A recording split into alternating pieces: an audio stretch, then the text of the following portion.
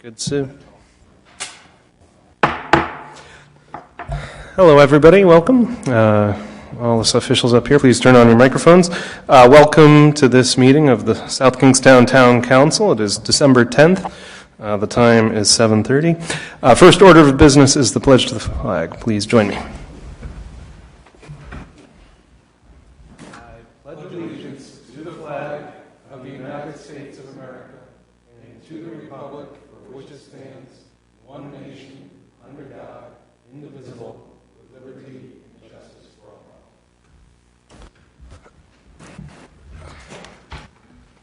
Good. Will the clerk please take the roll? Here. Here. Here. Here. Here. Very good. Item 4 on the agenda is the approval of minutes of previous meetings. Do I hear a motion on items 4A and B? So moved.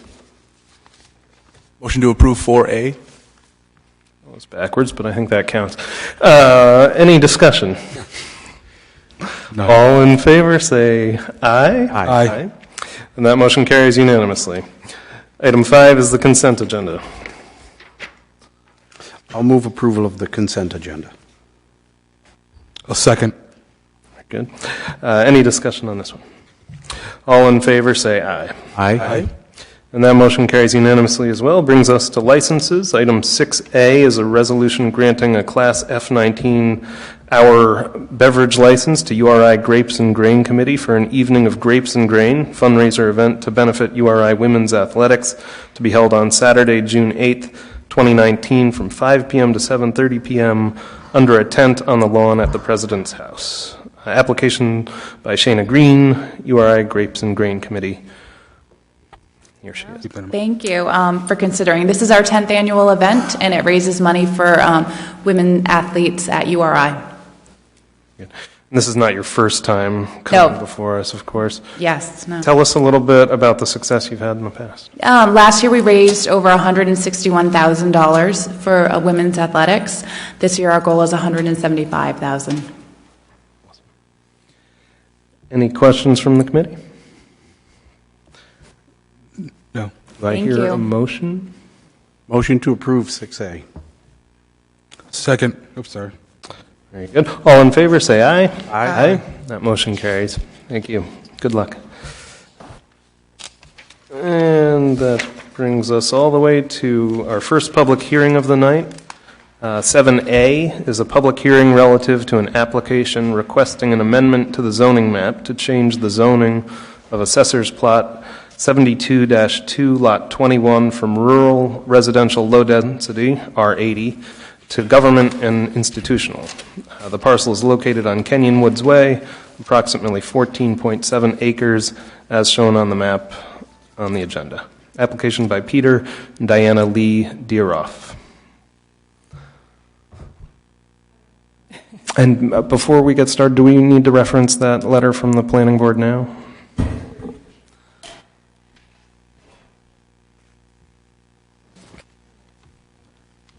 A letter dated November 28th from the Planning Department recommending the approval of the request of Peter and Diana Lee Deeroff to rezone Assessor's Plat 72-2, Lot 21 from R80, Rural Residential Low Density District, to GI, Government and Institutional District. There are recommended conditions of the zoning map amendment that are also attached to their recommendation. We also have received a letter dated November 20th entitled Support of Gravelly Hill Septic Waste Disposal Site Remediation and Solar Project. It is signed by neighbors from 5, I believe, different residences. Very good, thank you. All right. Good evening, members of Town Council. My name is Helen Anthony. I'm here from Handy Law, and I represent Peter and Diana Deeroff, who are sitting here in the audience. With me today is Emma O'Crowie, an extern from Vermont Law School, from our office. I also have Paul Raduca, Andrew Bernstein from Kearsarge, and Mark House from ESM Engineering. The Deer Office requests a zoning map amendment to rezone Plat 72-2, Lot 21, from R80 to GI in order to be able to fund site cleanup and facilitate beneficial renewable energy development. For a decade, between 1970 and 1980, the town controlled the lot as a septic waste disposal site. In 1984, the Deer Office purchased the lot, knowing it had been used as a disposal site, but not that it was contaminated. In 1986, the Deer Office subdivided the land and created the Kenyon Woods residential compound. In 1988, the EPA named the lot a CERCLA contaminated site. The lot remains an active CERCLA contaminated site in need of remediation. Mark House of ESM will speak more about the history of the site and the proposed remediation. Last month, the Deer Office were awarded a Rhode Island Department of Environmental Management grant to remediate and redevelop this contaminated site, as long as the site is used for solar energy development. The Deer Office need the grant and revenue from the solar project to be able to afford the cleanup, as they are responsible for 20 to 40% of the cleanup. The approval of this zoning map amendment is critical for the Deer Office to meet the deadlines imposed by the RIDEM grant and National Grid. At this point, I'd like to invite Mark House of ESM Engineering to discuss the history of the site and the proposed remediation. Thank you. Thanks, Alan. Mark House with ESM. It's a little tight to see here, but this site has been ongoing for a very long time, and we're finally seeing an opportunity here to resolve this site. Some of you up here know and have gone through this process or seen properties go through this process. The town has owned some of these properties in the past. It's very difficult and often very expensive and takes quite a bit of time. This project puts most to shame with regards to those issues. Spent a lot of money and a lot of time for the Deeroff family, and we finally see some light here at the end of this tunnel. The site was identified, as Helen just mentioned, as a site back in the 80s, really right along when the state's regulations were promulgated.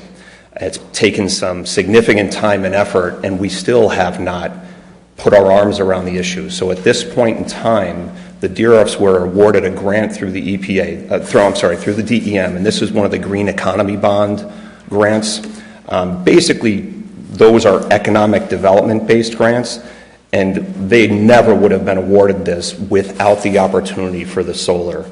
It turns it into an economic development-based project. So in a sense, we worked our way through a process to get this in a position where it can be cleaned up and resolved. The site still requires investigation, so although we have identified contaminants, there are some low-level contaminants, but it's also in a pretty pristine area of the town. So there will be remedial action required once we finalize our site investigation. So right now we've identified some heavy metals, primarily lead, and some VOCs at very low levels, mostly involving some cleaning, chlorinated solvents. At this point, we're trying to put our arms around the entire issue, maybe define the area a little better. Once the state is satisfied with that, we go into remedial mode. Now, the grant that was received is pretty unique in that we've received not only a site investigation grant, but a site remediation grant in one effort. So we can move pretty quickly through this process once we kind of define that area of concern. So we are hoping that we can move through the town process here so we can move forward with some of this work. So the areas that require additional investigation are kind of shown here in these large circles. And most of them are well, two reasons. One is to define the nature and extent of the waste itself. That's number one priority. And then number two is try to put a network of monitoring wells that would be in between those areas where contaminants are found and any potential receptors, primarily drinking water wells. The groundwater flow direction is on this plan from north to south. So most of the homes in the Kenyon Woods Way compound are down gradient of the waste disposal area. There have been several rounds of potable well testing from as early as 1982 to as recent as 2012, and lead is the primary contaminant of concern. Lead has not been found above standards in any of those rounds, and that includes volatiles as well. Volatiles have not been found. So we're pretty comfortable at this point in time. There has been no significant impact, but that doesn't mean that there's not a problem still out there. There does need to be something resolved. So that's really, I think, as far as we need to go with that slide as well. But I'm more than happy to take any questions anytime.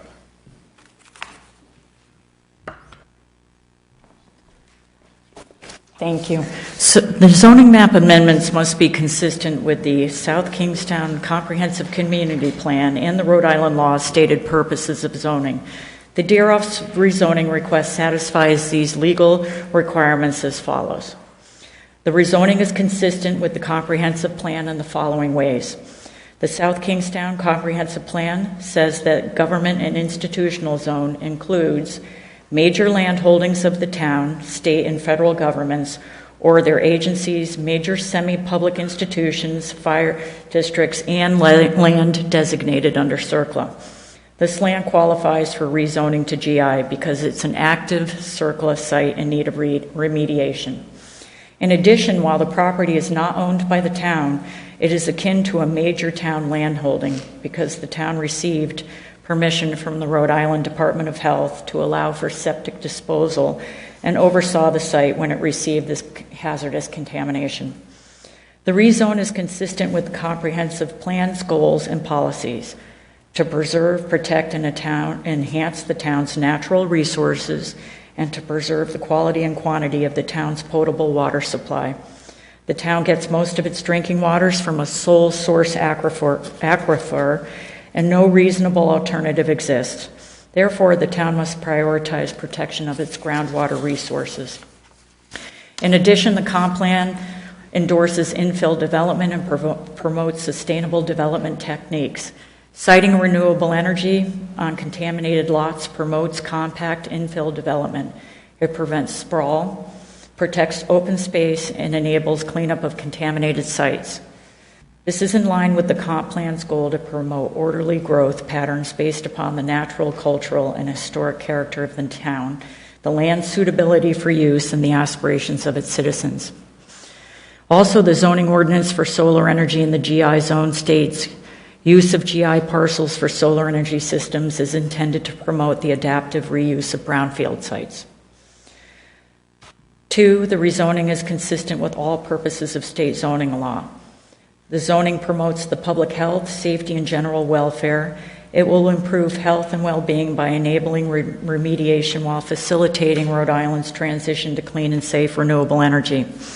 The rezone will provide for the control, protection, and/or abatement of air, water, groundwater, and noise pollution and soil erosion and sedimentation by enabling remediation of toxic soils and improving water and groundwater quality.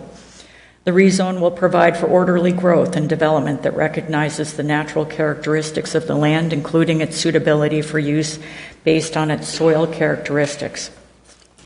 The rezone will provide for the preservation and promotion of the agricultural production, forests, silviculture, aquaculture, timber resources, and open space by allowing reuse of previously contaminated land for the development of much-needed solar energy.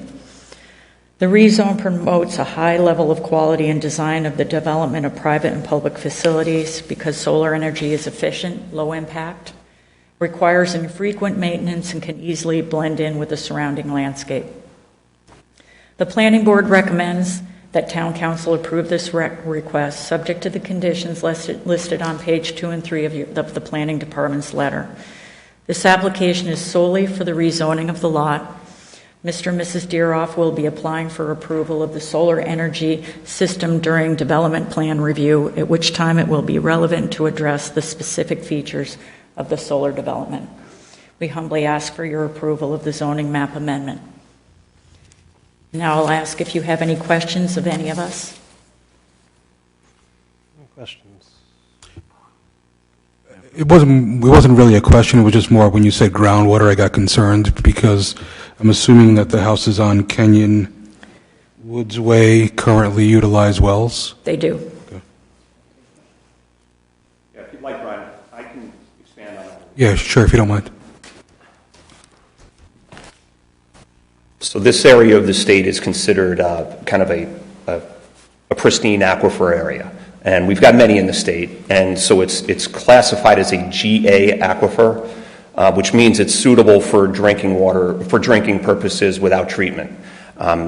So it has a kind of a higher standard, and which in some cases is good. Well, one, we can drink the water from underneath the ground, but number two, it's going to the state is going to require this group to do a very good job cleaning this up.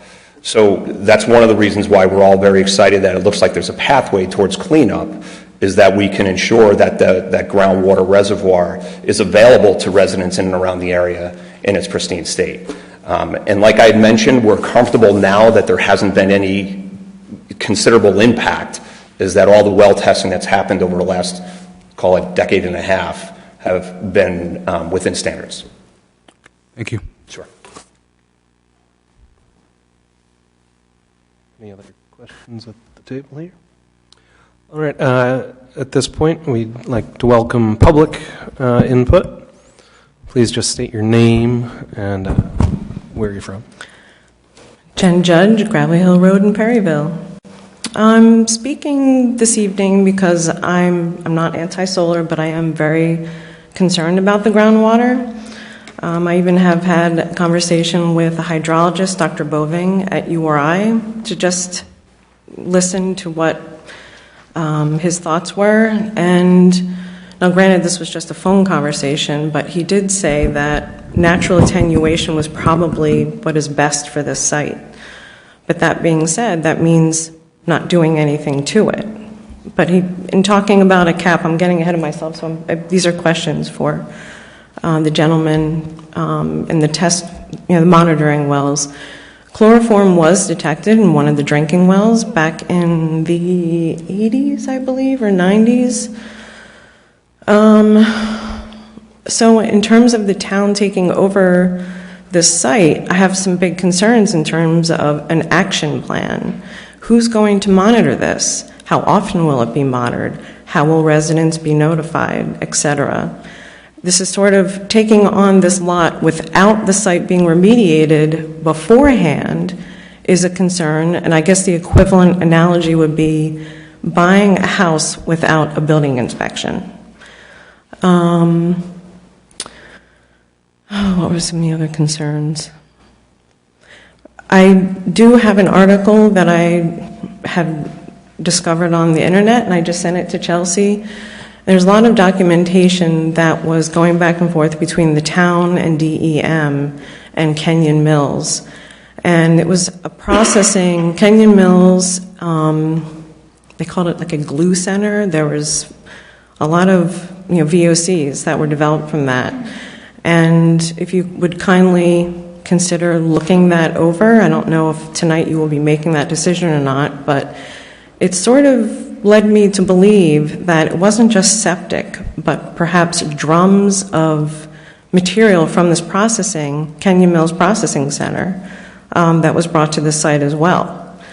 So aside from the septic, I noticed in some of the documentation, they said that these areas were covered with wood chips and it was hard to see because it was densely vegetated.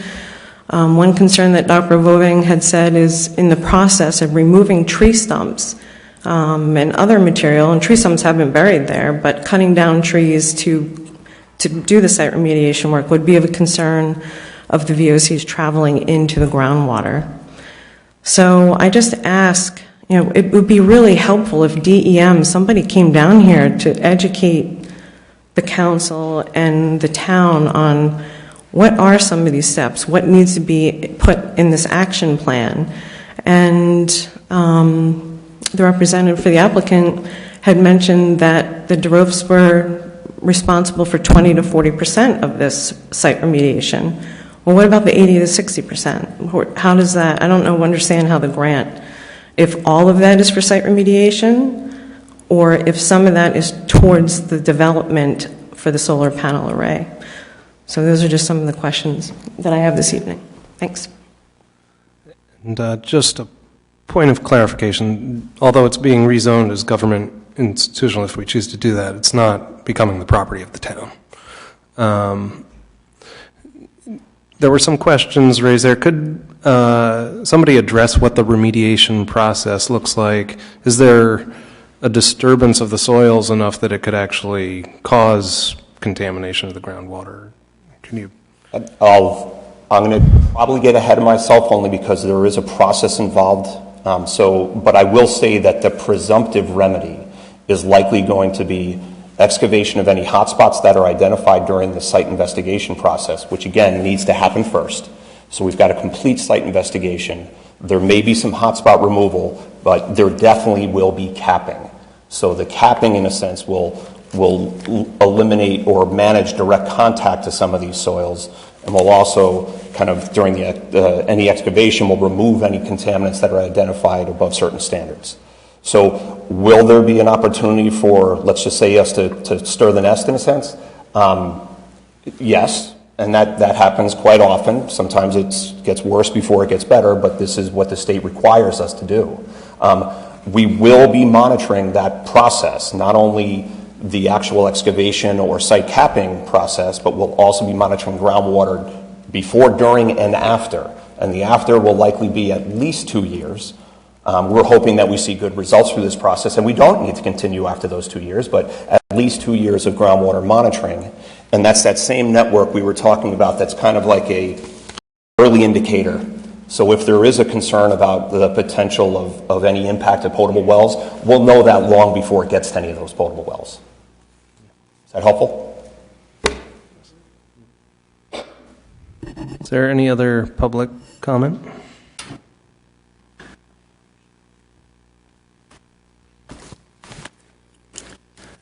Jim O'Neill, Matunic. I'd like to hold off on this move on behalf of the citizens of the Gravely Shannock area, White Oak, Simmering Pines, South County Country Club, and of course Kenyon Woods Way. And my concerns are that I'm not sure why the deer offs are responsible for, up to 40%.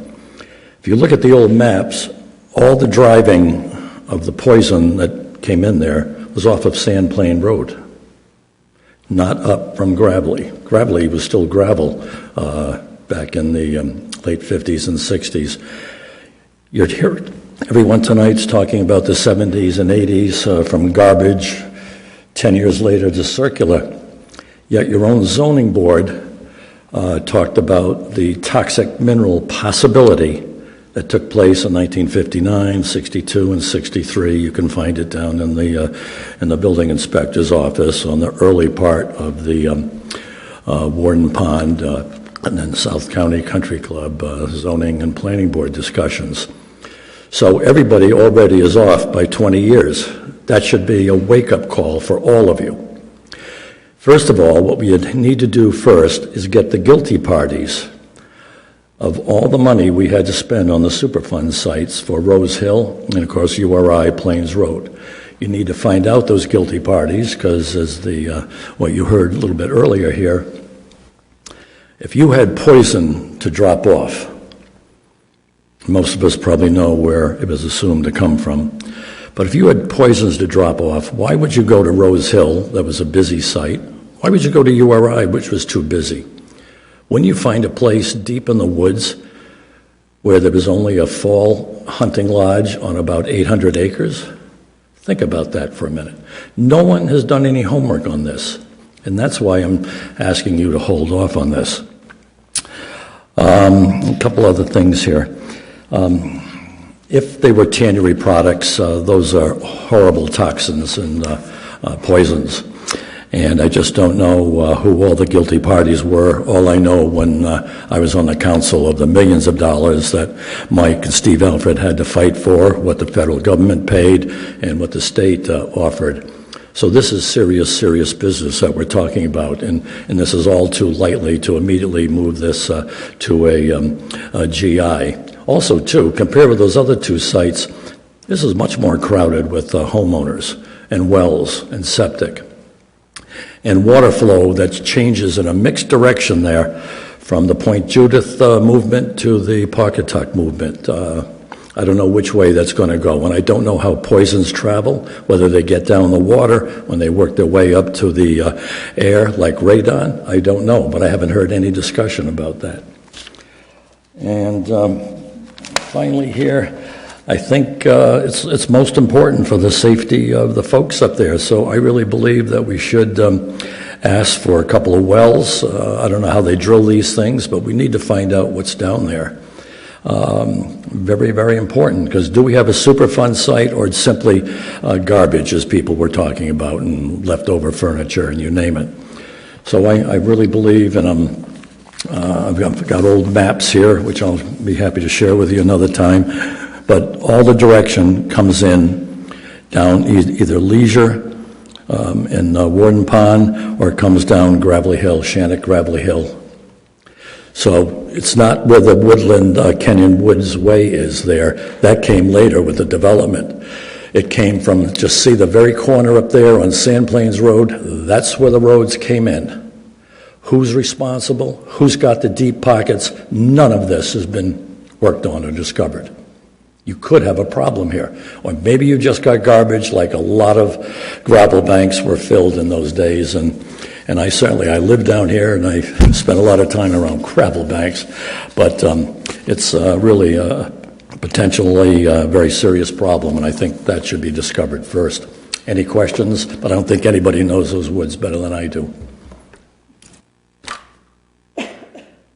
Well, I don't have any questions for you, Jim, but perhaps I'm misunderstanding, but I believe the first grant that was referenced is actually a grant that would allow for the investigation that you're talking about.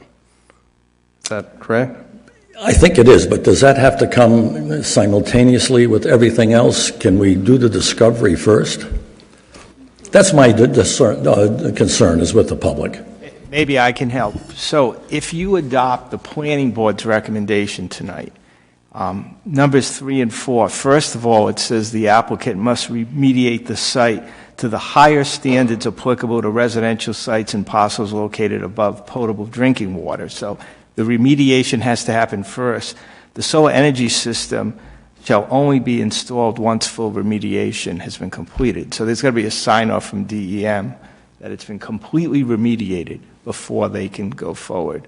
So the grant's going to come to do the remediation, the investigation, and the remediation has to be done. It has to be done to a residential standard, not a commercial standard, and it cannot proceed until there's a complete sign-off by DEM. So, okay. And that's if you adopt, which I assume you would. And I appreciate that, but that's why my opening statement was I didn't know why the Deeroffs are responsible for this, because if you look at the old maps and the roads, they may not be responsible at all for this. And so who's going to cough up the money for that first study? You know, the problem it's a grant, but it's... Yeah, the problem is this is not a Superfund site. So all those laws that, you were referring to, you're right, with Rose Hill, and they don't apply. State laws apply, but not Superfund sites. Because I really seriously believe if you dig down to find out what's there, you'll find out that was also the main cause of Rose Hill and the URI site, for all the reasons that I gave you. It's potentially serious, because the rumors up there with certain illnesses, and I can't go into that because I'm not a doctor, and wells that have gone dry on the southward movement. So weird things have gone up there. But I think the real estate owners and the property owners need to have that protection first. Anyway, that's where I'm coming from, because I've spent a lot of time around old dumps. Thank you. Peter Deeroff. When we bought this property, we knew that there was a septic site on the property. We didn't know of any further dumping. We found that out when we got the surplus letter. Under the state law, I believe, the current owners, whether they had any responsibility or not, are responsible for the cleanup. Yeah, we have no choice.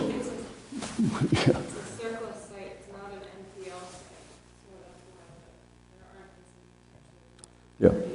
Sorry, if, So as soon as we bought it, we immediately became liable for any cleanup action. The percentage that we're talking about is the percentage that we need to pay for the RIDEM grant in order to have that proceed. But other than the RIDEM grant, we're responsible for everything. Everything. I certainly appreciate that, but the concern is always about deep pockets and whether or not this is CERCLA only and not Superfund, but just, I don't know how it works. It's pure, as far as I know, it's purely CERCLA. This is not this is under state control. It's under RIDEM's control. And the fact that the Deeroffs own the property, they are responsible for the cleanup. Are there any questions? I believe your assistant cited some law. If you wanted to just speak on If it were a different, if it were a Superfund site, that it would not be the property owner's control. It would be the government that has to come in and clean that up. And so that is basically where the answer to the question.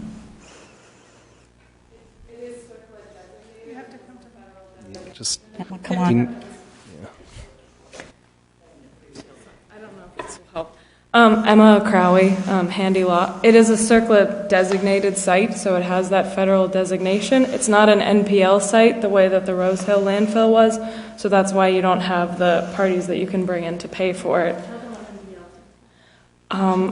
National priority list sites. So those are the ones that were a serious problem right when they were designated. This one was sort of set aside. It still has the same concerns as a CERCLA designated site, but then the federal government passes the buck on to the state to deal with the cleanup.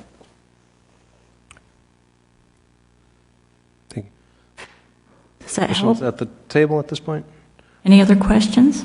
During the investigation, could it turn into something a lot more serious in a way where the federal government does get involved at that point? Not at this point, but I'll let Mark address that. There's been quite a bit of investigation that's occurred at the site already. So really we understand what the contaminants of concern are. We understand the general nature of those contaminants, meaning just how high level they are. What the state is asking us to do is just put our arms around the situation. So where we may have a sample every 50 feet, they'd like one in between. Could you sample every 25 so we have a better definition? I highly, highly doubt. Can I say with perfect certainty? No, I can't, because we're not going to sample every grain of soil and every drop of water. But right now, it's probably 99% we're heading down this pathway of hotspot removal and encapsulation through capping. And again, that there's not going to be a smoking gun. If there was, we would see it in groundwater. Groundwater is kind of instead of having to find that grain of soil that might be contaminated, it does a nice job of giving you a general idea of what's happened above and around that area. And we've got a very good monitoring well network. We're going to enhance even what we have out there today. Mark, for the council, can you just go over some of your credentials? Sure. So I'm an environmental scientist. I'm a hydrogeologist, and I've been working here in the state for over 20 years. I've been working under these regulations since their inception in 96. So, and on this site, I've been involved, I think it's since 2011 or so. Managed many of these sites, many of them in town. I don't do a lot of work here. I think we're all happy that I'm not here often, but most of my work is up in kind of the urban areas, and actually I've worked all over the country, but here in Rhode Island it's mostly in urban areas, brownfield redevelopment.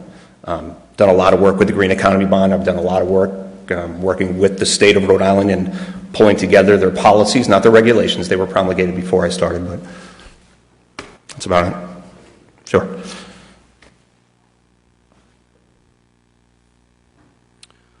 Any further comment from the public? All right.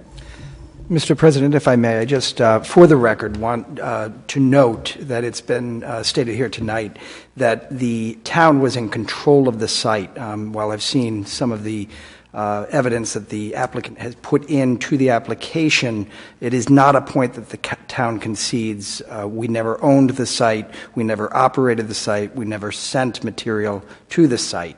There is reference in the record of a lease. I've not seen an executed copy of a lease.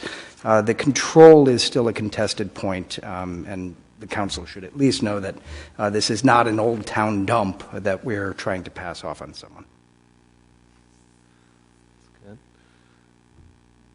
All right, do I... I think someone else has a comment. Jen Judge, Gravely Hill. Rob, just to clarify, are you stating that this is not an old town dump? Because there's a lot of paperwork otherwise that says there is. So I just wanted to clarify that. So the septage that went to this site, based on my review of the record, was private septage. It was collected by private collectors from private residences and brought to the dump. It was not septage from the sewage system that was maintained by the town. Okay.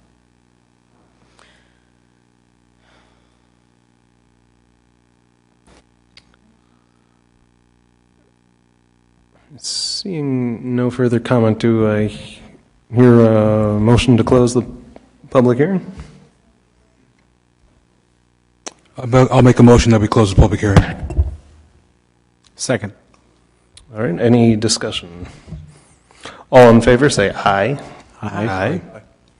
And that public hearing is closed. Do I hear a motion on item 7A?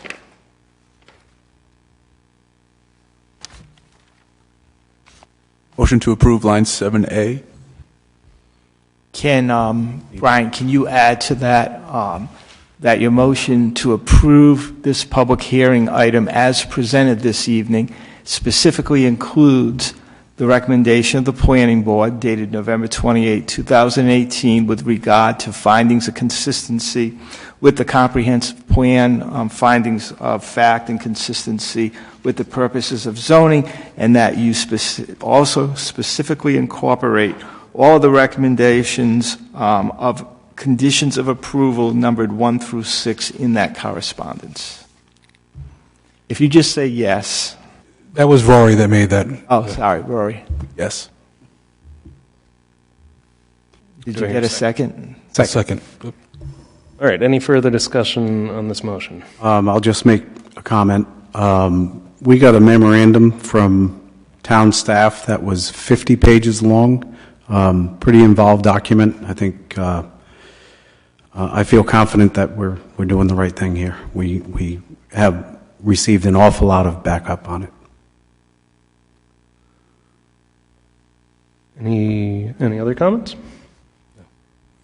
All right, very good. All in favor, say aye. Aye. Any opposed? That motion carries unanimously. 7B is a public hearing to consider proposed amendments to the Town Code, Chapter 17, Taxation, to establish a solar energy systems taxation ordinance in accordance with the rules and regulations for the commercial renewable energy systems tangible tax value. This is established by the Rhode Island Department of Administration, Office of Energy Resources. I am not going to read this whole thing, but it's there in your agenda for you to peruse. Good evening. I'm Gene Bouchard, the town assessor. Under the rules and regulations for taxing commercial renewable energy from the Department of Energy Resources, cities and towns are required to adopt an ordinance that's being presented tonight governing how renewable energy can be taxed. There's a number of statutory references in this legislation. However, it boils down to guidelines that dictate that residential renewable energy is exempt and commercial manufacturing renewable energy is exempt. The only taxable portion of this is commercial renewable energy that is being sold back to the grid. And that has to be taxed at the per kilowatt AC capacity times $5 per kilowatt.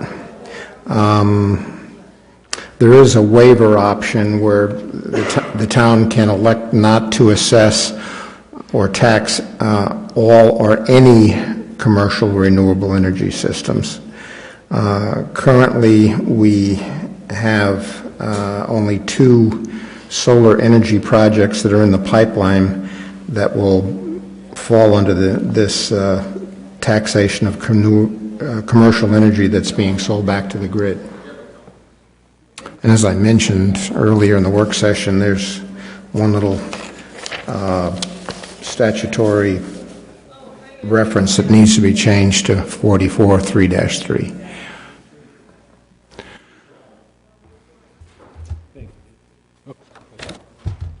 There we go. Thank you. So you mentioned the waiver. I just want, will people know that waiver exists when they come to? Well, it's in the ordinance, but they'd have to approach the town, apply for it, and then the town would have to grant the exemption. Okay. Any other questions on this proposal? Seems like a fair proposal. Very good. Well, then I'll open it up to comment from the public at this time. All right, seeing none, Are we motion to close the public hearing? Second. very good. Any discussion? All in favor, say aye. Aye. That motion carries, and the public hearing is closed. Do I hear a motion on item 7B? Motion to approve 7B. Second. Very good. There's a motion, a second. Any discussion?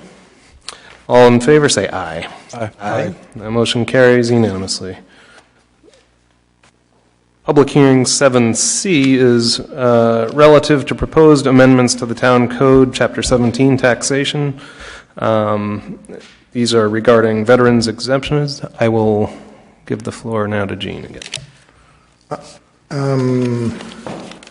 Each year, the assessor's office reviews the veterans exemptions statewide per the town's council's stated goals and objectives. This year, the review indicated 3 of the categories needed to be increased to meet the statewide average. The veteran and widow of a veteran credit needed to be increased from $175 to $180, and the prisoner of war needed to be increased from $430 to $440. Again, the goal is to make it meet the statewide average. So if the council is so inclined, they can consider the ordinance to be adopted.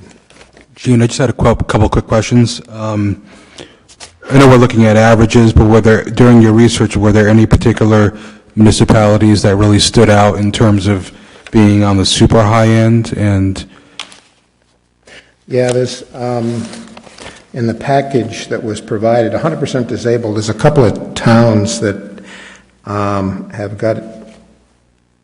well off the bell curve. New Shoreham, Cranston, Little Compton is kind of unique in the way they do the ordinance. They do it based on an income basis, which provide a dollar amount. Cranston is increasing their 100% disabled by the assessment amount of the exemption by $50,000 a year for a 5-year period. So their exemption amount is $2,000. New Shoreham is at $1,000. Those 3 are well above the statewide averages. So they were not really considered in part of this analysis. The other one was the Gold Star. New Shoreham provides a $1,000 exemption for Gold Star. Barrington, I made a a number of phone calls verifying this. They provide a $10,000 tax exemption for Gold Star parents.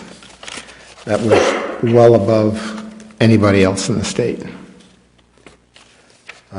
Those two categories are the two ones that stood out. Thank you. Any other questions at the table? No. Very good. Then we'll open it up to public comment.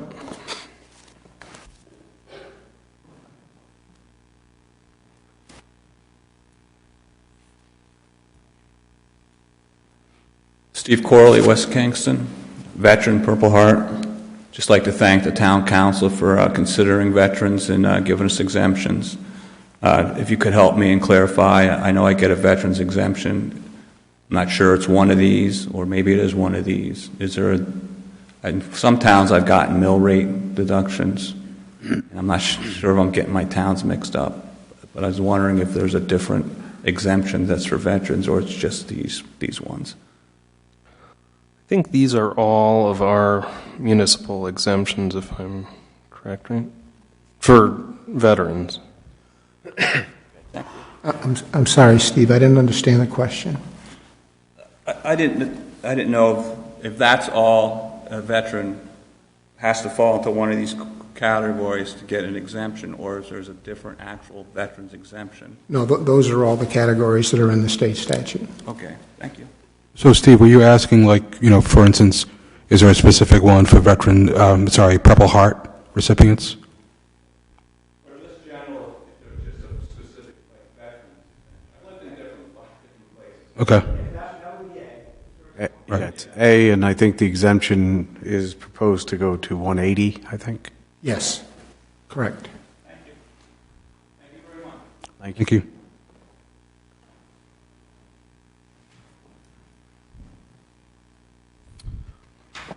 All right, I think, seeing no other public comment, do I hear a motion to close the public hearing? I'll make a motion to close the public hearing. Very good. Any discussion? Sure, go ahead.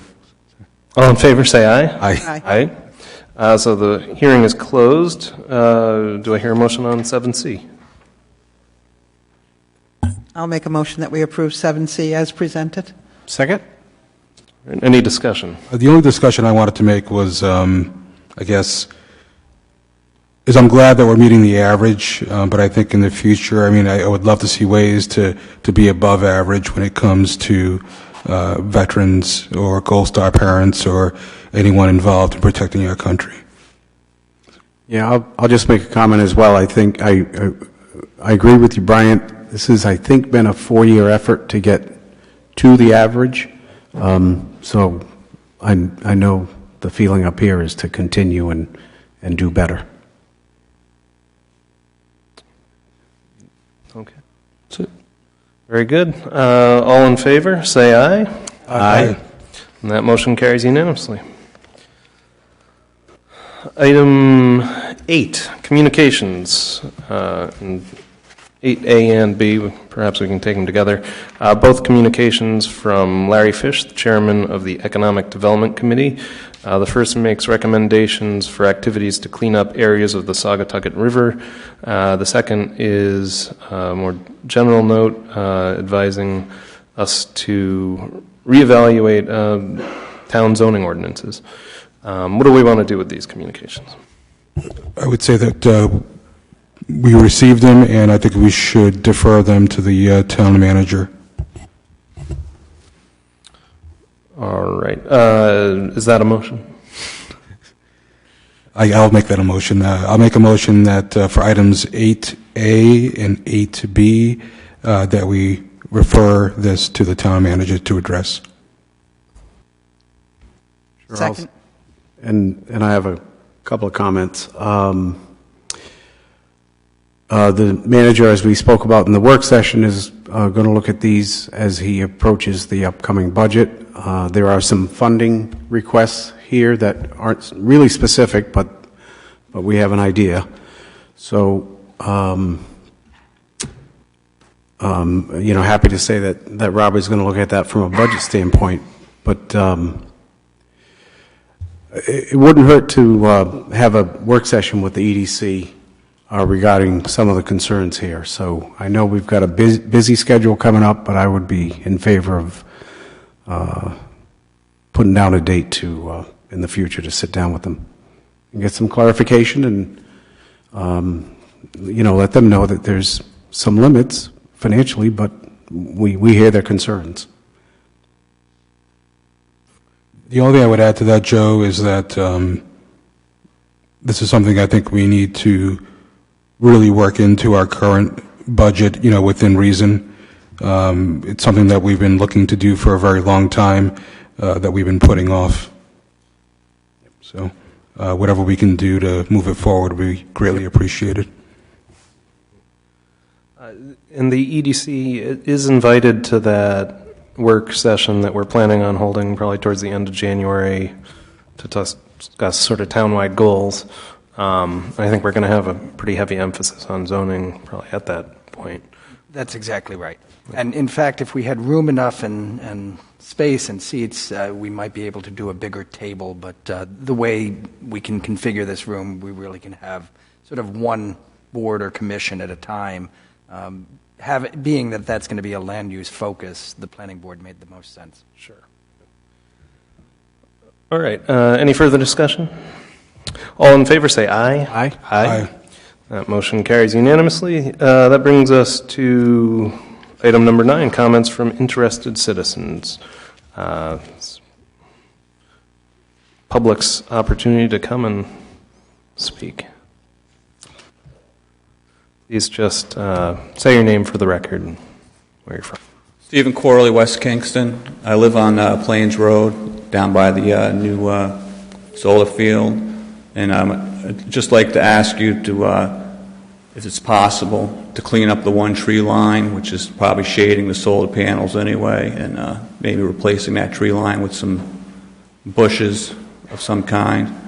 There's been a dumpster there for since the summer that's been full. It'd be nice if that could get removed.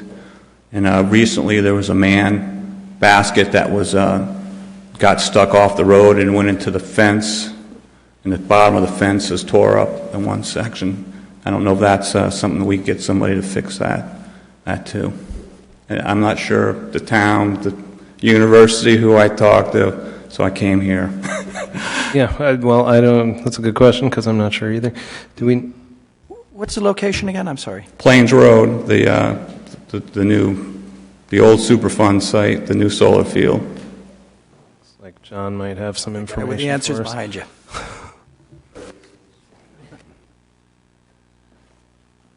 So the solar field that Mr. Corley's referring to is the university site. I'll gladly reach out to them tomorrow and Kearsarge to see if they can address those issues. I will say the trees are on university property, though.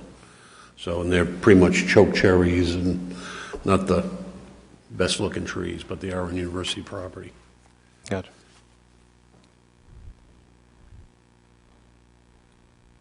And kind of the bigger reason I came is right now you guys are starting to talk about budgets and all that stuff. And it was probably about 9 years ago, the superintendent of the school said that she could close Wakefield Elementary School and save $850,000 a year.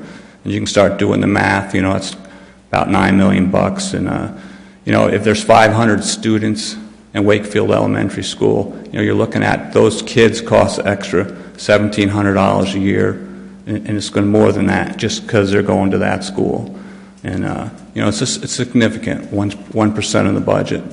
And I'm not saying that they need to close Wakefield Elementary School, but I am saying that the school committee seems to have a problem with, managing their money. And that's why I look to the town council to manage their money.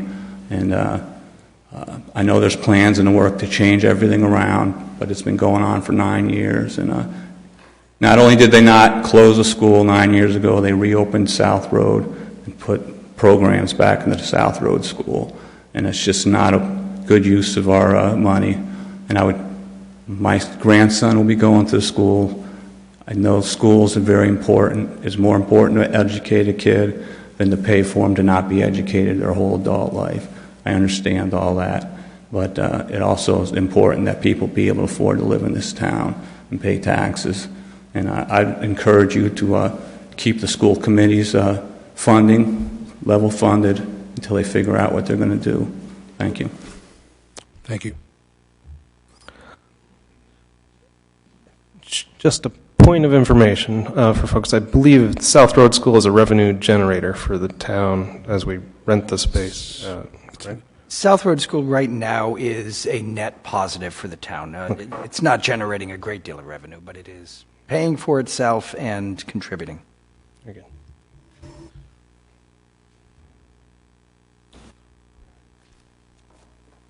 Good evening. My name is Deb Bergner, and I'm a South Kingstown resident. I live in Matunic, and I've been a taxpayer since 1997. After the election 4 weeks ago, I'm speaking because I fully expected newly elected Sarah Markey to submit a letter of requesting an opinion from the Ethics Commission on the matters that she could vote on and in the matters which she would need to recuse herself. In fact, in July 2018, Sarah Markey posted on her campaign website a video promising to seek this ethics opinion. That video has since been taken down, and after the election, she did not seek an ethics opinion. And for me, it's very difficult to understand why on November 7th, the day after she won, that she didn't immediately request such an opinion. This would have given her guidance and assured us as the community members that she is operating within the community's best interests in mind versus the needs of her employer. Instead of recusing herself at school committee meetings held on November 27th and November 30th, she was participating in and leading discussions and subsequently voting on matters that could likely be invalidated. What have her actions jeopardized? It was only after repeated public requests that did Ms. Markey submit a request for an ethics opinion. In fact, I'm deeply concerned that the public had to ask for this. There had to be public pressure. Again, why on the 7th did this not immediately come? But let's not get distracted by who asked or any subsequent print and media coverage.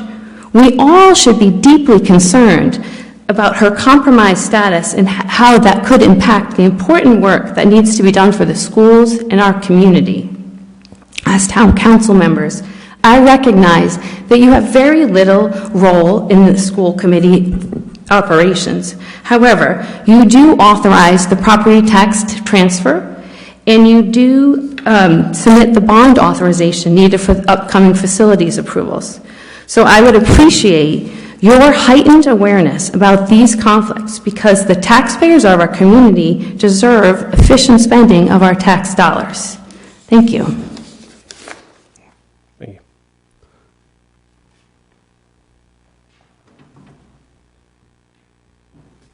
you. Jim O'Neill. If I could, Mr. Collins, direct this to Mike Ursillo. I think over the last 3 months, I'm up to about 35 calls on Mr. Borelli. Could you please help me on where this stands? Is it at the State Retirement Board? Why wasn't this taken up by Superior Supreme Court years ago? How does this just continue to find new life? I couldn't agree with you more that this has been ongoing and frustrating. The answer is that under this statute, he had a right to go through a process with the retirement board. It was long and drawn out, mainly because of the type of doctors who actually evaluated him. And the retirement board made a decision after the first set of doctors evaluated his situation that they would go to another set of documents. Ultimately, the retirement board denied his request for a pension. He then, as of right, appealed that to the Superior Court. It was in the Superior Court for about almost a year. The judge rendered a decision basically sending it back to the retirement board, asking for clarification on what they based their findings on. Went back to the retirement board. It's been before the Disability Retirement Subcommittee, they once again denied and provided all of the rationale and reasons with the help of their legal counsel. And I believe it's coming up in front of the full board. They haven't heard it yet. Assuming they also agree to deny again, from there it goes back to Superior Court. Okay, so we can't get out of Superior Court. All Superior Court did was simply ask for a real better definition of why they chose. Yeah, basically why you went with the credentials of doctors A, B, and C as opposed to the credentials of D and E, which I believe that they've now done that. So it will go back to Superior Court for a final decision. What is our position in this? Because this is South Kingstown's pension, if you're right, the police department. Are we out of it, or do we have a say in this? Are you at the table? We Who's do. at the table? I am. We filed a motion to intervene in the case. The motion was granted, so the town does have a seat at the table. We did file a brief in the Superior Court. We will continue to be involved with the process because you are right. It is the taxpayers of the town of South Kingstown that are paying this bill. I made that argument actually before the retirement board, and one of the retirement board members actually got up and said that the taxpayers of South Kingstown should be paying the bill because this is a veteran of war who is injured, and his injury was exasperated by his work on the police department. But ultimately, notwithstanding all that, they still voted to deny. They didn't accept. And, I didn't know if that situation, I think the governor last year, did she not veto the cardiovascular approvals that passed the General Assembly? And I didn't know if it was going to carry over to the psychological world. I'm not sure, Jim. I'd have to look that up. It's just, I feel badly for our police department, because have we kept ourselves one man short for the last 8.5, 9 years? And how are we making up that extra work? Do we pay them a little stipend or a bonus? How do we handle this? We have authorized the police chief to temporarily go to full staffing. He is constantly, in fact, you'll see in our report, he's waiting at the end of the month for 3 new graduates from the academy. We're trying to make sure that this is not a burden on police officers who are on the job and actually showing up every day to do their duty.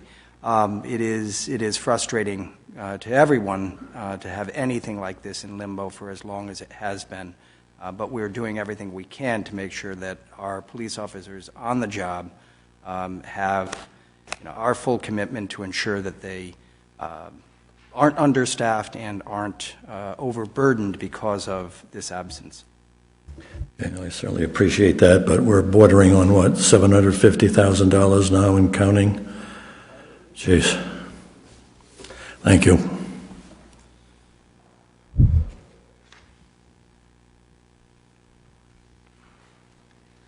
Hello, I'm Liz Gladhill. I'm here tonight about an item you have under new business, item 14D, a possible appointment to the building committee. As most of you know, I was appointed to the building committee over the summer. I think I've been a really engaged member of that committee. We meet twice a month. The meetings can run 3 to 4 hours long. I've attended every meeting, and happily so. As you all know, I have 2 children that are in kindergarten, and if the plans go as they are presented, they're likely to benefit from the renovations at the high school. So I think I bring a unique perspective to the table, not just as a former town councilor, but also as a parent with children that are going to be directly affected by this.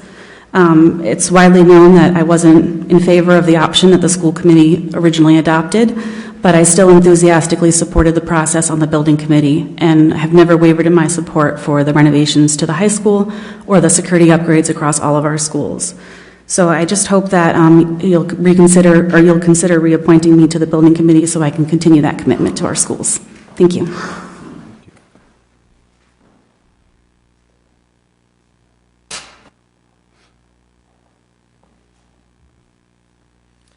Hi, Roland Benjamin. I just want to touch on the appointment of the building committee position and really how critical it is in a spending sense and in the overall spend of the school district and the town. We go back to the rec center and the last bond that was put up, and I think that the overall scope of that was on the magnitude of about $10 million or so. Is that how you remember it, basically?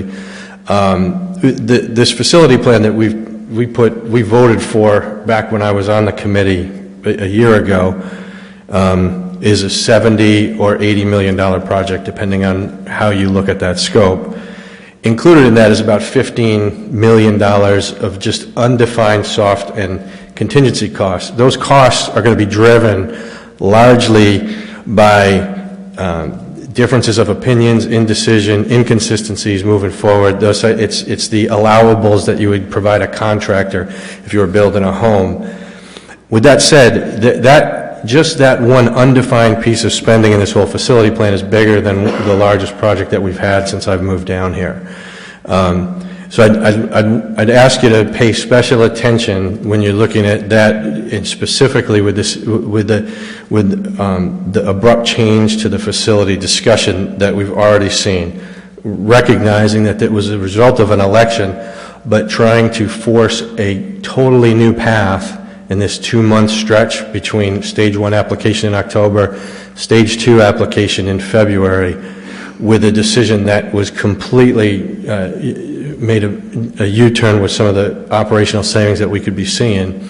I'd like you to consider very carefully as you move forward on that, and I'm sure you will.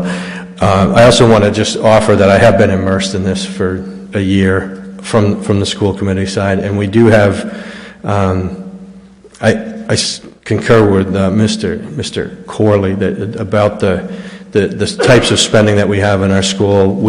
I've been on that side of the operational spending piece. We've worked to try to do a few things, but I've mentioned these concepts of guardrails, and I'd be in support of tightening the guardrails in any ways that you can. So we've got quite a bit of neighboring communities in other states that we can share some insights on. So that's all. Thank you.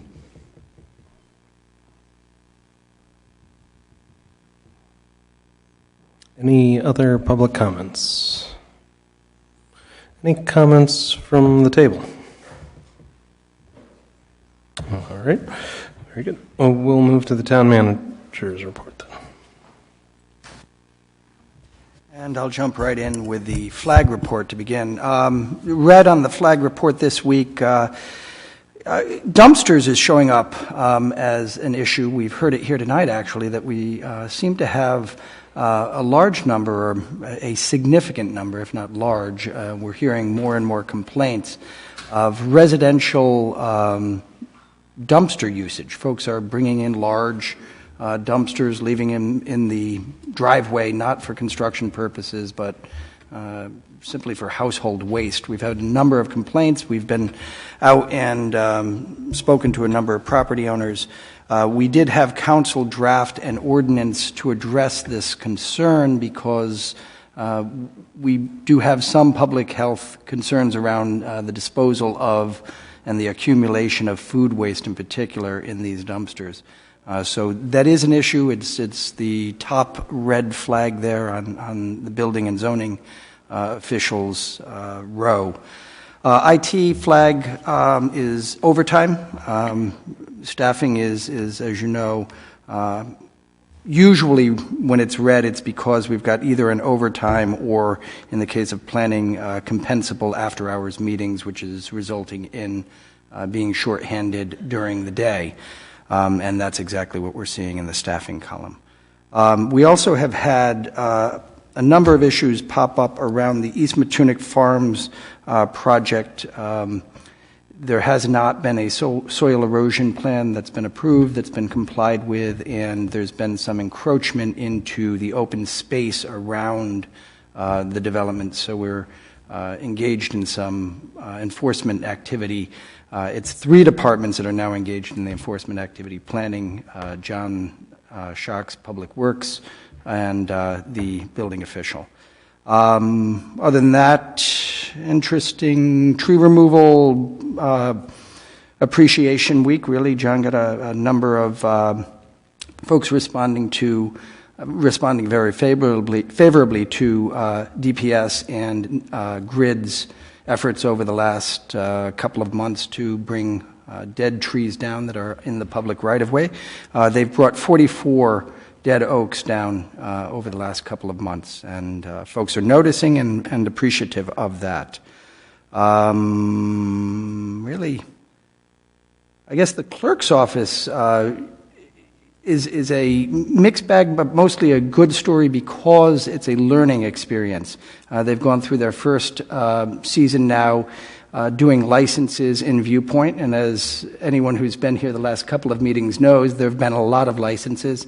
There have been some growing pains, but Viewpoint held up to the task, and I think staff did a great job figuring out how to make it work, and I think we've learned from that process and will be in a better position to use the tool better next year. And that is the flag report. I will note that I have received correspondence over the last couple of weeks from a number of folks who've expressed opinions about the school building committee, and I have reiterated to those folks that this is really a decision that is entirely within your purview. You can do anything you'd like to do with regard to the school building committee. I know we've had this conversation before, but if you would like to appoint additional members, you have the authority to do so. If the council wants to change the composition of the committee, you're free to do so. There is a resolution tonight that would appoint a single member. You can modify that resolution, or you can dispense with it any way you'd like. Thank you. And that's my report. Regarding tree removals, it's a great thing for public safety's sake. Has the commission, the tree commission, looked at how we might restock some of this loss to the... It's really, I mean, we really are starting to put together a plan for tree management, and this involves both Terry's department and the rec folks who are concerned more and more about the age of the trees in our parks. They're looking specifically at trees that are over parking lots and over walking trails and this sort of thing, the bike path. We are concerned that it's an older forest, as we've discussed before, and there have been a number of stressors over the last few years. So we do have a lot of tree culling to do. We're very aware of the fact that we also need to make sure that we don't lose the forest as we're taking down the trees that are distressed. We do not have a forestry plan. We do not have a budget designed to ensure that we can do the planting.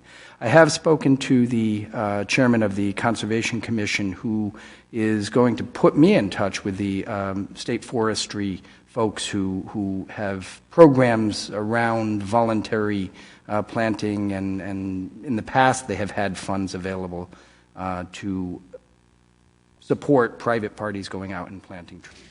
If there's anything like that we can take advantage of now, or any way we can build something like that here or across the state, we'd be happy to do so. We live in a forest. We have to manage it. Rob, just one quick question. The dumpsters that people have been complaining about, are they like 20-yard, 30-yard dumpsters, or just kind of... Yep, big 30-yard open dumpsters, which is really the issue. They're not dumpsters that are, designed for to be waste. Protected, from the elements. They get rained on, they get snowed on, they get, ice in them. It really is actually an interesting problem. Amy Goins from Mike's office has put together what I think is a really solid ordinance. It's not quite ready because she's got sort of closed containers and open dumpsters, and we have to, I think we need to separate those out. The ordinances that have been sort of coming into play in other municipalities deal often with containers, shipping containers, because we're seeing shipping containers used as storage units more often these days. Right. I think that is an issue. I think that is something that we have to address. Our bigger concern right now in South Kingstown is the 30 the 30-gallon, or the... It doesn't make sense because they're much more expensive than having a trash service. It sure seems so to me. I don't understand the economics of it, but we're seeing it. It's happening. So I don't know. It may well be that it's just a matter of convenience. You don't have to worry about remembering to bring the dumpster to the trash can to the side of the road because they're going to come and pick it up when they do. I simply don't understand the economics. Town Solicitor's report.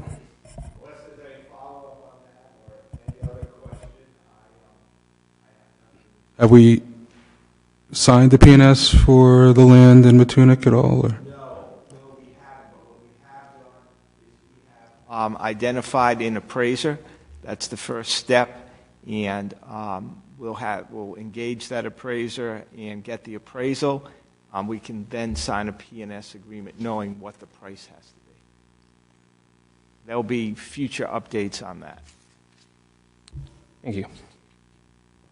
All right, item 13 is appointments. Do you have any appointments to make tonight? I don't think there's any reappointments.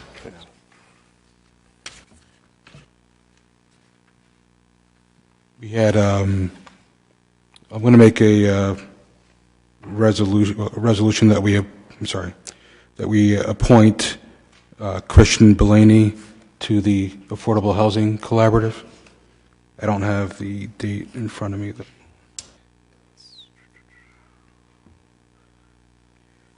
Looks like vacancy term expiring August 2021. We have a motion. Do we have a second? Second. And I will recuse. Councilman Veely recuses. Any further discussion? All in favor, say aye. Aye. And with a vote of 4-0 and 1 recusal, that motion carries. And that brings us to new business. 14A is a resolution adopting the Town Council's rules and regulations as shown on Exhibit 1 attached to the agenda. These are the same rules and regulations that have existed for I don't know how long. Any discussion on them? All right, do I hear a motion? Motion to approve 14A. Second. Very good. Any discussion? I'm happy not to follow these, sure. I am lenient.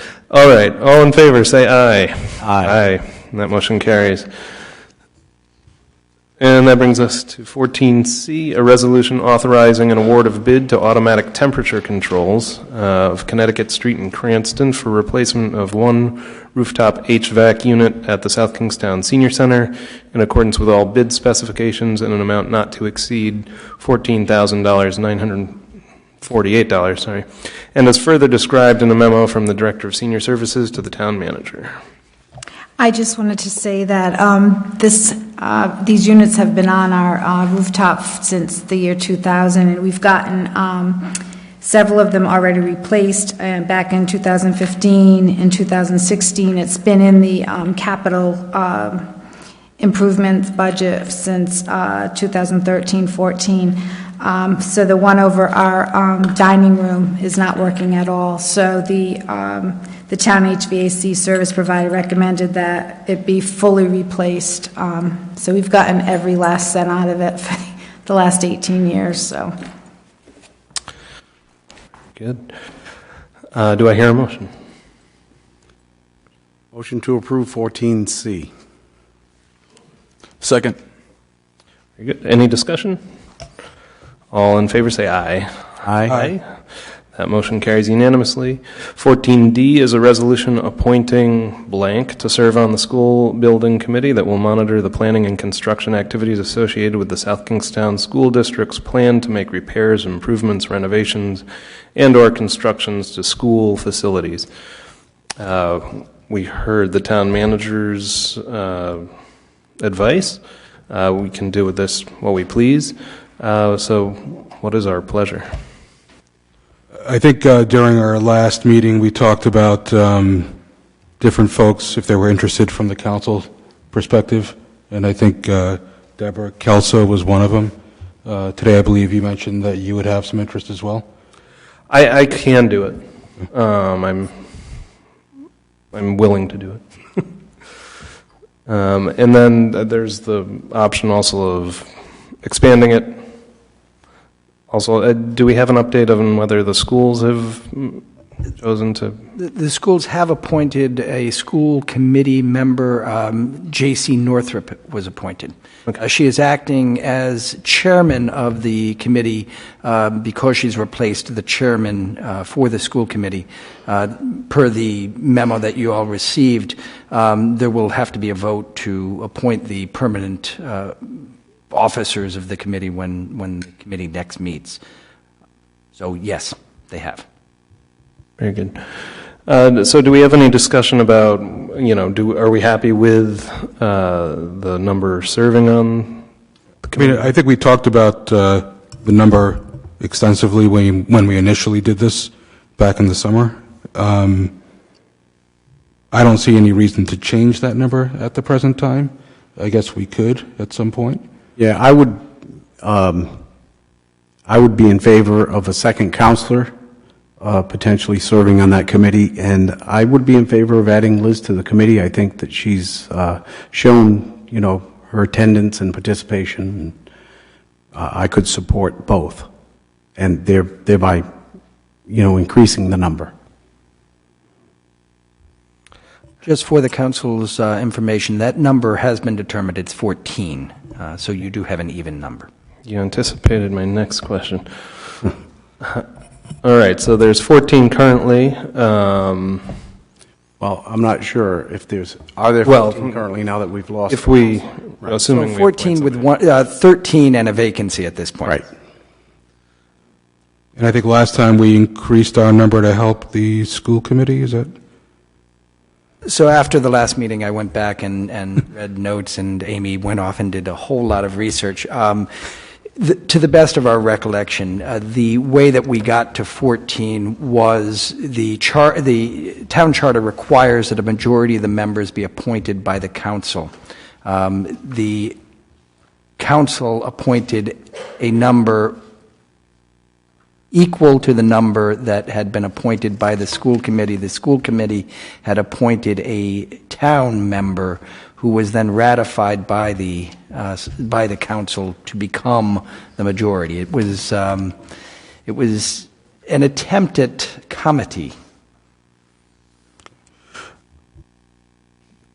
Well, can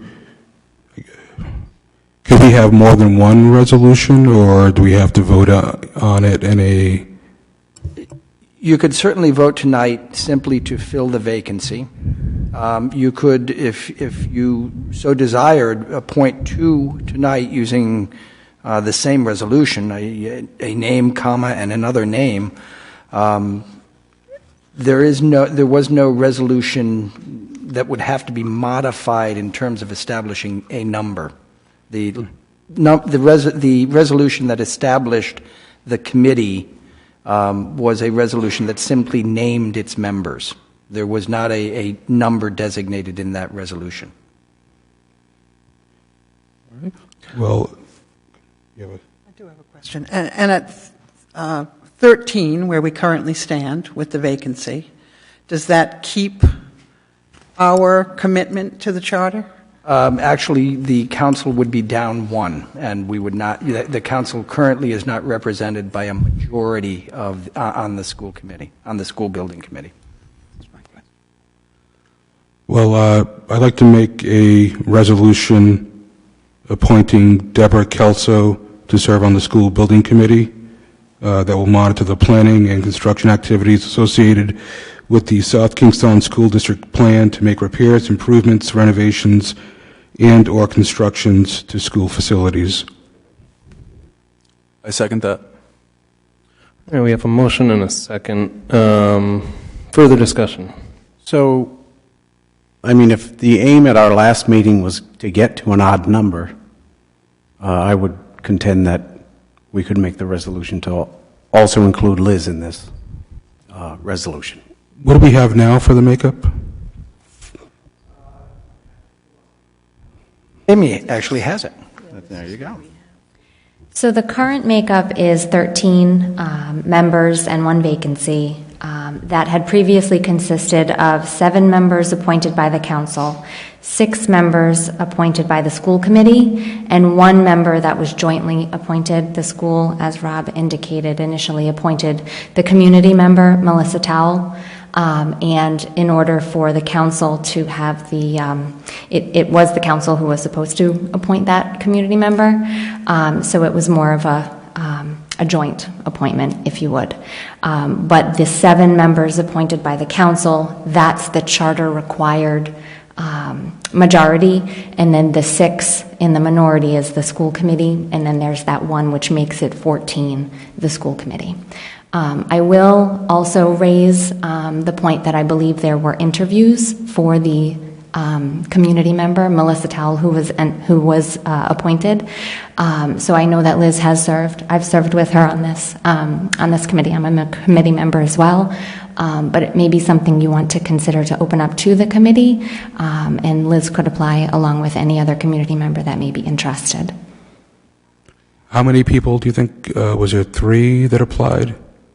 I don't recall, but that was specific for that professional expertise. We needed somebody from the community who had, engineering or architecture, that type of thing, for that specific position.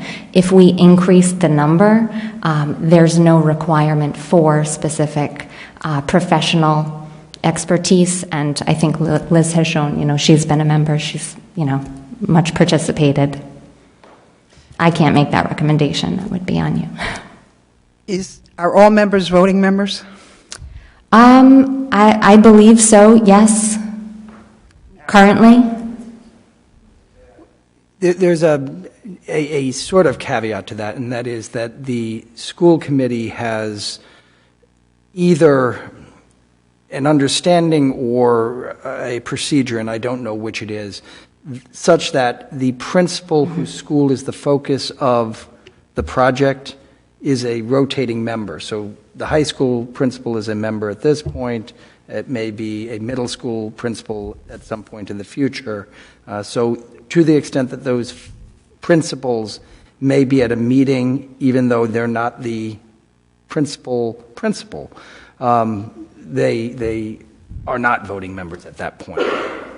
So they're not even members at that point, they're just potential members, if you will.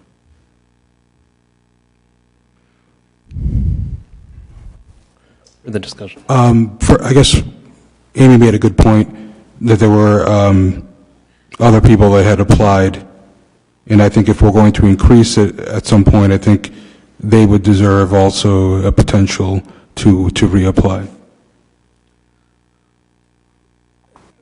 I think you're right. I mean, I think the ball's all in our court, really. I believe, from what I can understand from the peanut gallery, that 4 people applied for that spot. And they were probably all architects. I mean, it seems like that was the position reserved for an architectural expert. She's still serving on the committee.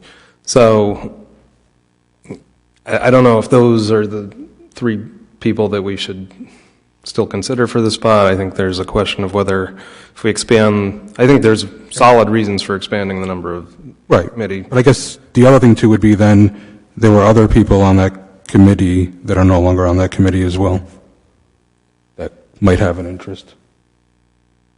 True. So I think...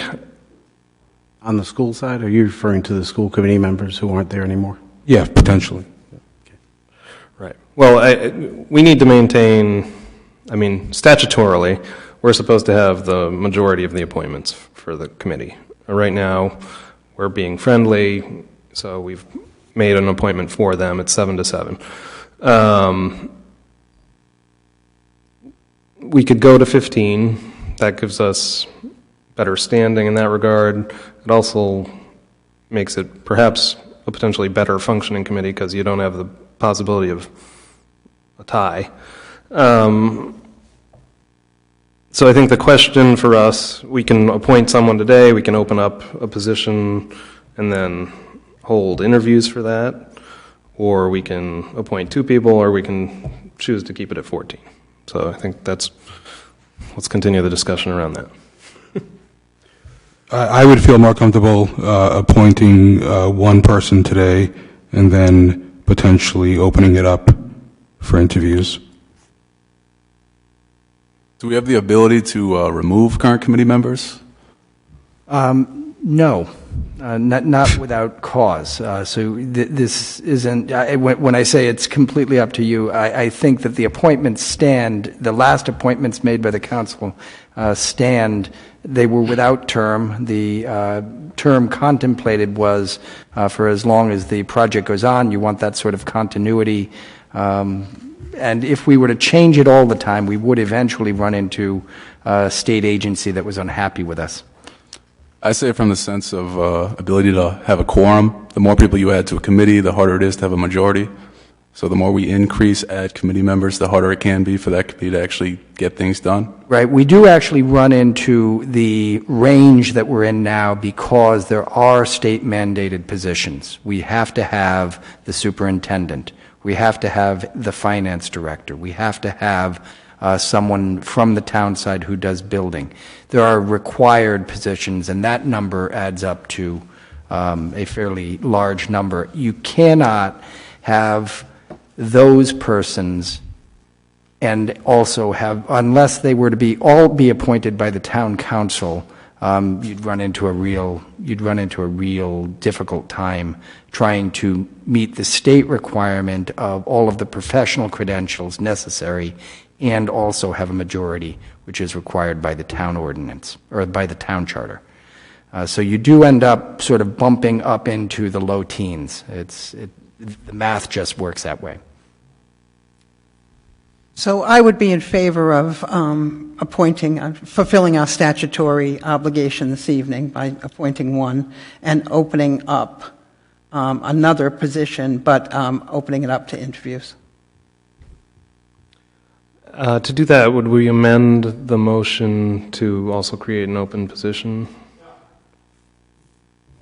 You have a motion on the floor. I think you should just vote on that. If you want to go ahead with adding another position in interviews, you can direct the clerk's office to send out an ad and it can be on your January council agenda. We can do that tonight without it being on the agenda, or since it's in relation to this agenda item? So what I would suggest is you vote on the motion that's in front of you, clearly, and then after that's voted on, you certainly can direct the clerk to put out ads, and then we'll schedule interviews, if that's what you want to do. Is that what we want to do? In terms of what, the putting it out for, are we talking about two different steps here, or are we talking about one step? Yeah, Mike's talking about addressing the motion that you made. Okay. Yep. Any further discussion on the motion? Yeah, so I've made my point of view clear, but clearly I would support Deb to be on that committee. So if that's the motion. Any further discussion? Just to clarify, the motion is for Deb to serve on the committee? Is that right? That is the motion. All right, very good. All in favor, say aye. Aye. And that motion carries unanimously. Good luck, Deb. Is it the will of the council to advertise a new spot? I heard Deb and Joe speak in favor of it. I'm in favor of it as well. So I guess it's a good idea. Okay.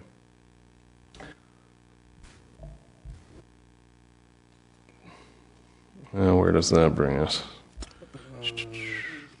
Yes, 14E, resolution authorizing an award of bid to Automatic Temperature Controls for the furnishing and installation of a new 15-ton condenser and coil with building management controls in an amount not to exceed $40,135. including a contingency, and further described in a memo from the facilities superintendent to the town manager.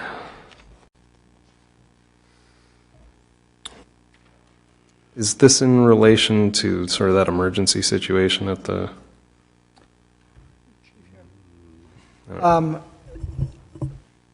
So this is a coil replacement at the police station. This is a failed part of the HVAC system that needs to be replaced. It is a piece that is, without the piece being installed, causing and will continue to cause the system at the police department to operate below its spec, and we will continue to have problems with the unit. It needs to be replaced, and as you see from the memorandum, it was put out to bid. We received 3 bids, and the bid that is being recommended is the bid that came in at the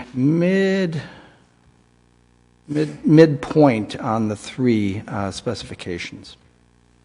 Very good. Do I hear a motion? Motion to approve 14E. Second. The only comment I have is that everybody gets air conditioning but the town council. No, unbelievable. Are we next? No. You'll see in this book we're not next. That's what I read. That we got under control. All right, we have a motion and a second. Any discussion? All in favor, say aye. Aye. Motion carries unanimously. 14G, I think that's where we are. A resolution authorizing an amendment to an award of contract originally granted on January 14th, 2013 to Fuss & O'Neill of Providence for Narrow River TMDL Stormwater Consulting Engineering Services from an amount not to exceed $147,935 to an amount not to exceed $272,675, including a contingency of $20,000. Further described in a memo from the Public Services Director to the Town Manager.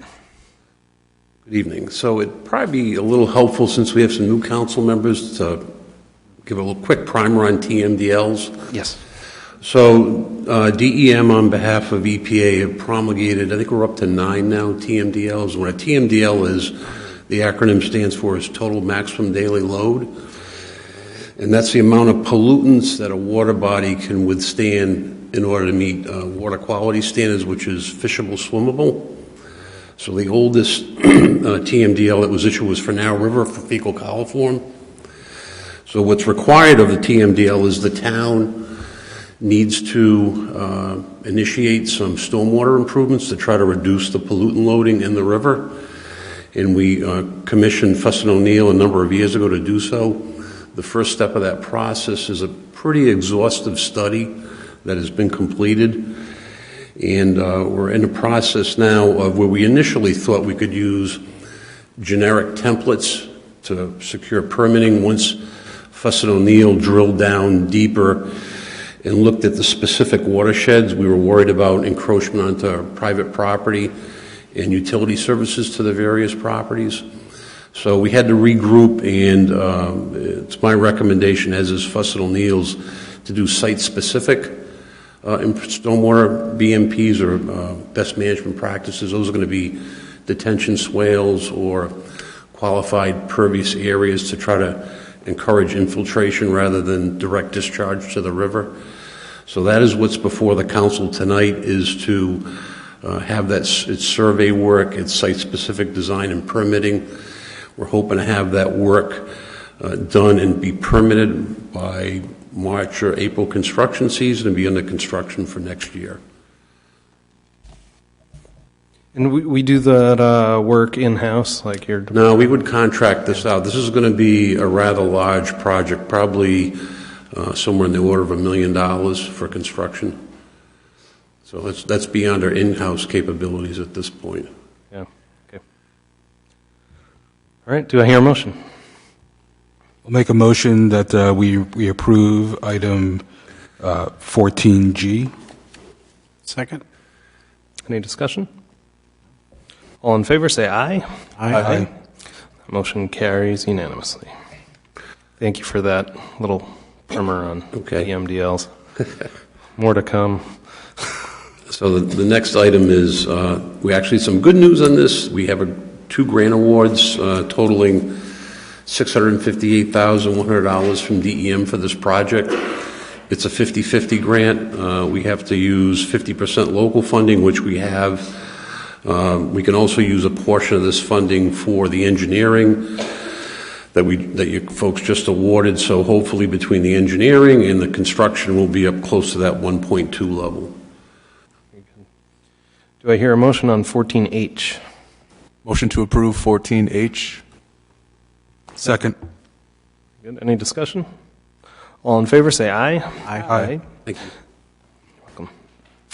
14I is a resolution authorizing an award of bid to Atlantic Elevator South of Seekonk, Massachusetts, for the furnishing and installation of an elevator, hydraulic tank, and submersible power unit at the Kingston Free Library in an amount not to exceed $16,640, including a contingency, and further described in a memo from the facility superintendent to the town manager. This is another equipment failure. The elevator's been out over at the Kingston Library for 6 weeks. It's been a while now. We went out to bid. We received 1 bid. It did come in under budget, under what we expected we would pay, but was a single responsive bidder. So. Since she's under budget and it looks like it's going to get the work done and we need the work done, we're recommending that we go ahead and get the work done. Very good. Do I hear a motion? I'll make a motion that we approve item 14I. Second. Any discussion? All in favor, say aye. Aye. And that motion carries unanimously. 14J is a resolution authorizing an award of contract to Hussey Seating Company of North Berwick, Maine, for the purchase and installation of new bleachers at Old Mountain Field in accordance with all bid specifications, an amount not to exceed $14,350, further described in a memo from the Director of Leisure Services to the town manager. This is just pretty straightforward. This is an insurance claim. We had a tree split and caused damage to the bleachers at Old Mountain Field. This is not the low bidder. This is the second lowest bidder. The first lowest bidder did not provide the necessary information requested. $33 difference from the low bidder. So we're recommending authorization on that expenditure. Good. Motion to approve 14J. Second. So moved. Any discussion? All in favor say aye. Aye. That motion carries unanimously. Item K is a resolution authorizing payment to A.B. Hoxie of Old Post Road in Charlestown for completed installation of a new irrigation pump and replacement piping at Curtis Corner playing fields from the original expenditure amount of $9,124 to the total amount of $14,229, further described in a memo from Director of Leisure Services to the town manager. This was a scenario where we didn't know what was in the ground until the vendor excavated and replaced the pump that was in need of replacement. It was an 18-year-old pump. It was the original one that was installed with the irrigation system. We did have a contingency set aside of about $2,000 for the actual piping from the pump and the electrical wire necessary to activate the pump. When they got into the ground, it was discovered that the entire length of the actual piping needed to be replaced. As a matter of practicality, they needed to do it then, so we authorized the work to be done, which then exceeded the $10,000 limit for council to authorize the expenditure. So the request is to increase from $9,124 to $14,229, and we do have funds in the capital budget for this type of thing. We've been applying funding for replacement of various pieces of our irrigation systems in the parks for this very purpose. Do I hear a motion? Make a motion that, to approve item 14K as presented. Second. Any discussion? All in favor say aye. Aye. And that motion carries unanimously. That brings us to the end of tonight's agenda. Do I hear a motion to adjourn? I'll make To adjourn. Who's going to second? Second. All right. All in favor say aye. Aye. Aye. To stay. No. Well, that concludes our meeting at 9:17.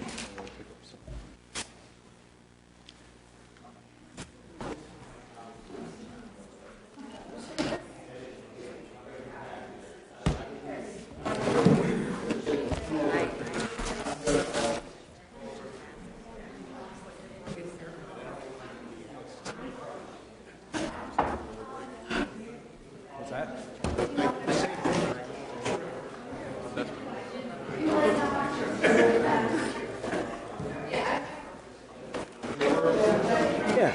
Oh, yeah, no, you want to get through it before the first hearing. There's, as I said, there's 4 just on capital budget. So, yeah, get through. And you're a numbers guy. Real good. Yeah.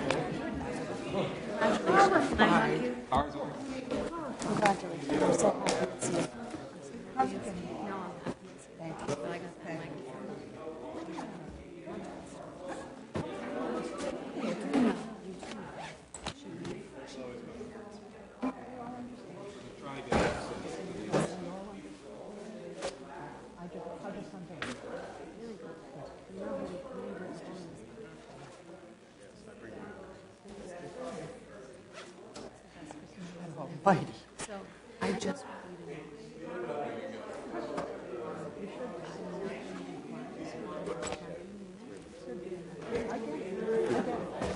Sure that all members are voting members, because I don't think that, I don't think Pauline Lacey is. And I'm going to sign up. Everybody should. Everybody should sign. Yeah, I know. The Deb Club. I'm sorry. I Deb don't Club. think all of them are voting members. Okay. So I would verify Well, that. Everybody should apply. Yeah. I handed my thing in. I'm outreached.